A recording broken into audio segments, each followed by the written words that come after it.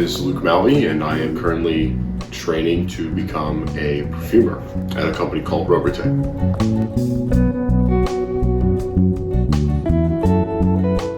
Essential oils aren't a perfect representation of a flower. A flower is a living smell, a living thing.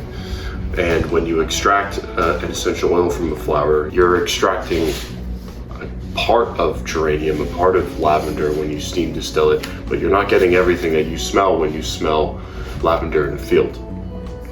And that's kind of where the job of perfumer comes in, is our job is to be able to use these extracts, use these materials in a way that can recreate olfactive memories, but to be able to kind of create this landscape, this layered, textured, detailed composition. These are just a part of the tools that we use, these natural extracts, but in my opinion, they're the most important.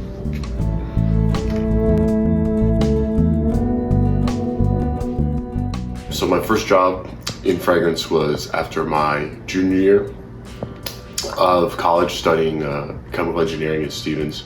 I got an internship at a company called Mon in Wayne, New Jersey.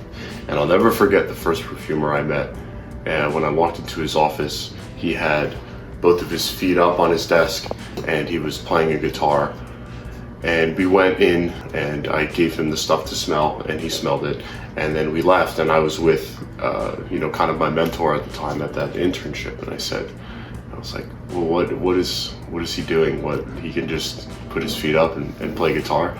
And he goes, he's a perfumer, yeah, he can do whatever he wants. So I think kind of without knowing it at that time, that kind of planted the seed of being a perfumer in my head.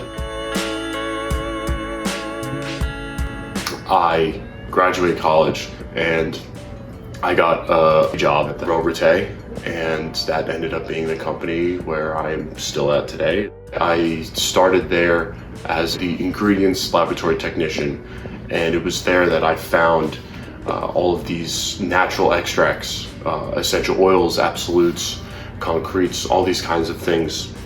And through doing that, I got to come into very close contact with all of these materials and learn all about them.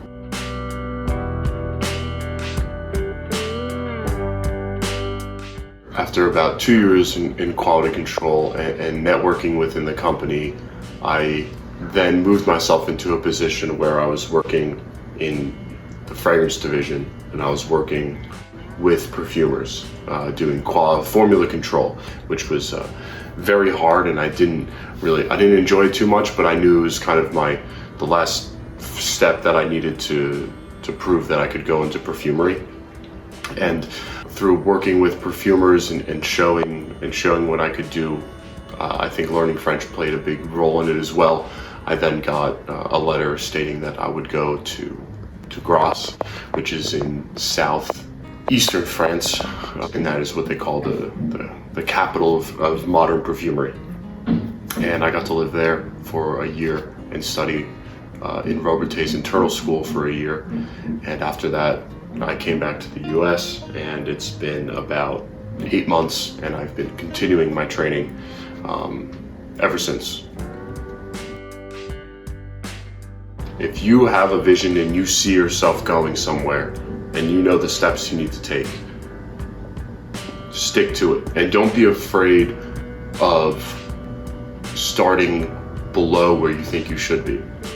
I graduated college with engineering degree, and my first job out of college was driving a forklift in a warehouse pulling pallets. But I saw the opportunity for growth, and I saw this outline of a path. It's a risk, it takes time, but if you have the vision and you see it, stick to it. You'll see the steps, you'll feel yourself moving in the right direction, and it will absolutely pay off.